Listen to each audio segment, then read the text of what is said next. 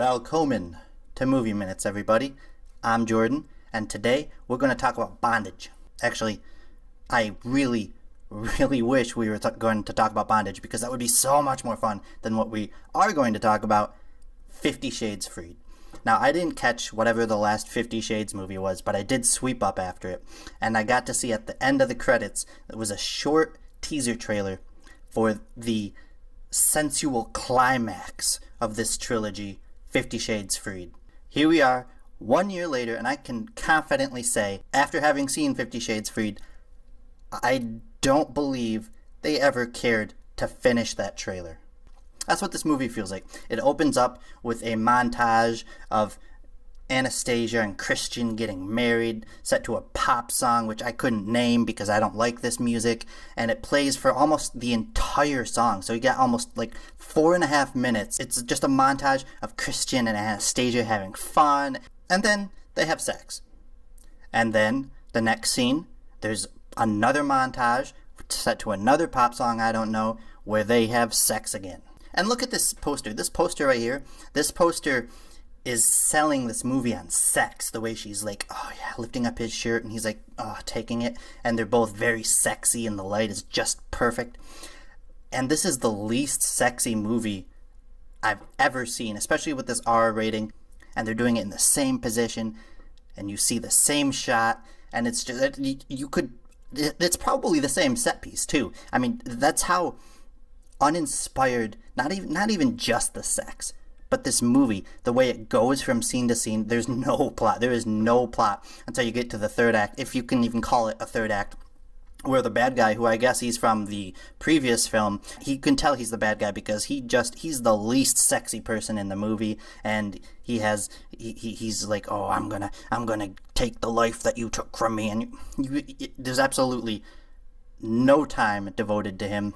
And what it feels like, this whole movie, it just feels like everybody involved, or I should say nobody involved, gives a crap about making a movie, let alone a good one. I mean, the dialogue is just awful. It's laughable, the things that they say to each other, the things, how they react to each other after some of the weird things that they say.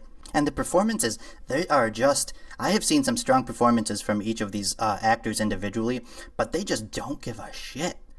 And particularly, I think Dakota Johnson is just sailing through this thing. She doesn't even show up. And they have no chemistry. And I don't know if it's because these actors don't like each other, they don't like working with each other, they can't stand each other, but I just feel absolutely no love between these characters at all. And when they get into arguments, especially later towards the film where it's supposed to be, all this drama is supposed to be building up, I just did not give a crap. And then there's this plot twist later on in the movie. For a second, I was like, whoa, what? And then I realized every plot that's introduced is a plot twist. Subplots are introduced, and then all over the place, they just fall off, and you never see or hear from them again. And then the main subplot follows through probably once an act. It just shows up out of nowhere, like it's obligated to be there, before just fading away for another half an hour. And then it shows up in the third act towards the end, and I'm just laughing because and then Christian is just an asshole.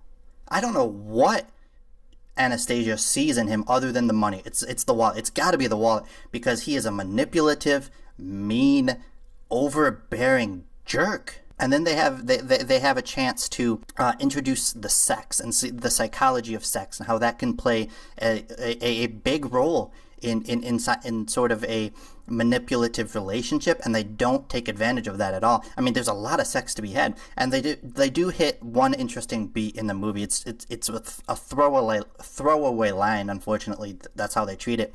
But Anastasia tells Christian about, you can't use the red room, which is their playroom with all their sex toys and other bondage.